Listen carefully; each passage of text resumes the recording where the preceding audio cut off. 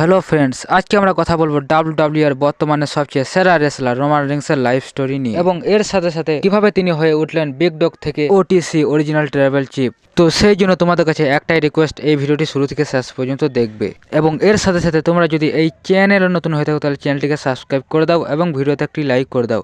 তো চলো ভিডিও শুরু করা যাক।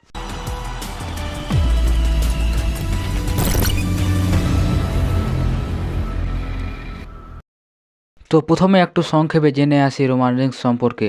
তো রোমান রিংস, যার আসল নাম হচ্ছে লেটি জোসেফ জো এনওয়াই, এবং তিনি জন্মগ্রহণ করেছেন 25শে মে 1985 সালে এবং তার জন্ম প্লেস হচ্ছে ফ্লোরিডা পেনসিকোলা। তো এবার আসি তিনি রেসলিং এ আসার আগে কি করতেন। তো রোমান রিংসের ছোট থেকে নেশা ছিল একজন ফুটবলার হওয়ার। তো সেজন্য তিনি কলেজ লাইফে থাকাকালীন অবস্থায় ফুটবলের ট্রেনিং নিতে থাকেন এবং বিশেষ করে তিনি কলেজ মাঠে ফুটবল খেলতেন এবং সেখানকার তিনি কোচও ছিলেন। কিন্তু আনফরচুনেটলি তিনি সেখান থেকে বাদ পড়ে যান এবং যার ফলে রোমান রিংসের এই যে ফুটবলার হওয়ার যে স্বপ্ন সেটা পুরোপুরি ভেঙে যায়। আর এদিকে তার বাবা এনওয়ে ছিলেন ডাব্লিউডাব্লিউ এর ফর্মার রেসলার। তো সেই জন্য রোমান রিংস আর ফুটবলের দিকে না গিয়ে রেসলিং এ মনোনিবেশ করতে থাকেন। এরপর তিনি তার বাবার দায়িত্বে 2010 সালে ডাব্লিউডাব্লিউ এর সাথে চুক্তিবদ্ধ হন এবং এফসিডাব্লিউ, যার বর্তমান নাম এনএক্সটি, তো সেখানে তিনি প্রথমবারের মতো ডেবিউ করেন এবং প্রথম ম্যাচেই তিনি প্রতিপক্ষকে হারিয়ে জয় তুলে নেন এবং যার ফলে রোমান রিংস আস্তে আস্তে সবার নজরে চলে আসে। তো যাই হোক, তিনি সেখানে কিছুদিন থাকার পর ডাব্লিউডাব্লিউ এর অন্যতম সেরা ফ্যাকশন শিল্ডের মাধ্যমে প্রথমবারের জন্য তিনি মেইন রোস্টারে ডেবিউ করেন। তো এরপর তিনি এই শিল্ডে থাকা অবস্থায় ধীরে ধীরে ডাব্লিউডাব্লিউ এর যে ফ্যান্স তাদের কাছে জনপ্রিয় হয়ে ওঠেন। এরপর 2014 সালে সেথ রলিন্সের বিশ্বাসঘাতকতার মাধ্যমে শিল্ড পুরোপুরি ভেঙে যায় এবং যার ফলে শিল্ডের তিনজন মেম্বার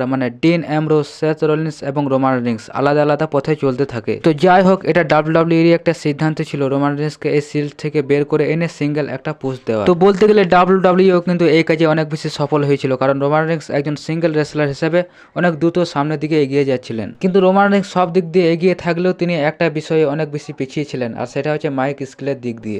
তিনি মাইকে ঠিক মতো কথা বলতে পারতেন না এবং যার ফলে তিনি বেশিরভাগ সময় চুপ থাকতেন এবং এই একটা বিষয় তার কেরিয়ারের জন্য কাল হয়ে দাঁড়ায়। তিনি আস্তে আস্তে ফ্যান্সদের কাছে জনপ্রিয়তা হারাতে থাকেন এবং তিনি সেই সময় ফেস থাকার পরেও হিলের মতো রিয়াকশন পাচ্ছিলেন এবং যার ফলে ডাব্লিউডাব্লিউ যে স্বপ্ন নিয়ে রোমান রিংসকে সামনের দিকে এগিয়ে নিয়ে যাচ্ছিল তাতে অনেক বেশি ব্যাঘাত ঘটছিল। কিন্তু এরপরেও ডাব্লিউডাব্লিউ এর ভাইস প্রেসিডেন্ট ভিন্স ম্যাকম্যানের পছন্দের তালিকায় যেহেতু রোমান রিংস ছিলেন, তো সেই জন্য তিনি রোমান রিংসকে পুশ করার জন্য তার জামাই ট্রিপল এইচকে নিয়ে নতুন গল্প শুরু করেন, যার নাম ছিল দ্য অথরিটি। তো এখান থেকে রোমান রিংস আবারও তার কামব্যাক করেন, কিন্তু এরপরে সালটা ছিল 2018 সাল এবং তিনি সেই সময় ছিলেন ইউনিভার্সাল চ্যাম্পিয়ন।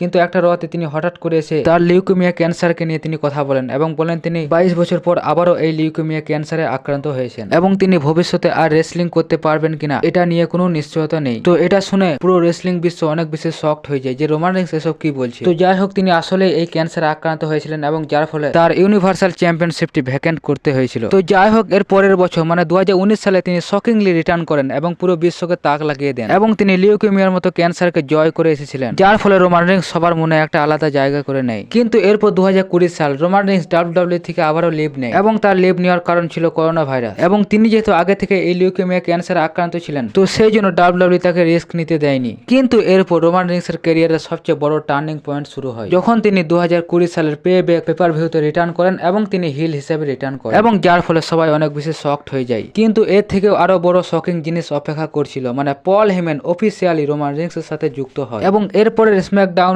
এপিসোডে ব্রন স্ট্রোম্যান ভার্সেস ফিন্ডের ম্যাচে রোমান রিংস শেষের দিকে আসে এবং ব্রন স্ট্রোম্যানকে পিন করে আবারও ইউনিভার্সাল চ্যাম্পিয়ন হয় এবং এরপর থেকে রোমান রিংসকে আর পেছনে ঘুরে তাকাতে হয়নি এবং রোমান রিংস আস্তে আস্তে অনেক কিছু অর্জন করতে থাকেন এবং এই সময় রোমান রিংস এবং তার ভাই জে উসো মিলে তৈরি করে ব্লাড লাইন এবং এরপর যুক্ত হয় জে উসোর ভাই জিমি উসো এবং বলতে গেলে 2021 থেকে 24 শুধু রোমান রিংসেরই রাজত্ব চলেছে ডাব্লিউডাব্লিউ এবং এই সময় তিনি স্টোরি লাইন করেন র্যান্ডি অর্টন, জন সিনা, ব্রক লেসনার, গোলবার্গ অনেকজনের সাথে এবং এই সময় রোমান রিংস করে ফেলে আরো একটা বড় রেকর্ড, আর সেটা হচ্ছে ডাব্লিউডাব্লিউ এর ইতিহাসে 4 নম্বর সবচেয়ে বড় টাইটেল রেইন এবং তিনি একটানা 1316 দিন চ্যাম্পিয়ন ছিলেন। তো যাই হোক, তিনি দীর্ঘদিন ধরে চ্যাম্পিয়ন থাকার পর রেসেলমিনিয়া 40 অবশেষে কোডি রুডসের কাছে সেই চ্যাম্পিয়নশিপটি হেরে যায়। তো যাই হোক, এরপর তিনি দীর্ঘদিন ধরে ডাব্লিউডাব্লিউ এর বাইরে থাকার পর অবশেষে 2024 সালের সামার স্ল্যামে একজন ফেস রেসলার হিসেবে আবারও রিটার্ন করেন। কিন্তু এটাকে আমরা আগের ফেস বলতে পারি না, এটা হচ্ছে রোমান রিংসের নতুন একটা ফেস ক্যারেক্টার এবং তিনি বর্তমানে বর্তমানে সেই ক্যারেক্টারই প্লে করছেন। তো যাই হোক, আজকের এই ভিডিওতে আমরা রোমান রিংসের ক্যারিয়ারের কিছু কথা এবং একই সাথে সে কিভাবে বিগ ডগ থেকে হয়ে উঠলো ট্রাইবাল চিফ, তো এসব নিয়ে আলোচনা করলাম। এবং এই ভিডিওটি বানাতে আমাকে অনেক বেশি ইনফরমেশন জোগাড় করতে হয়েছে, বলতে গেলে অনেক বেশি পরিশ্রম করতে হয়েছে।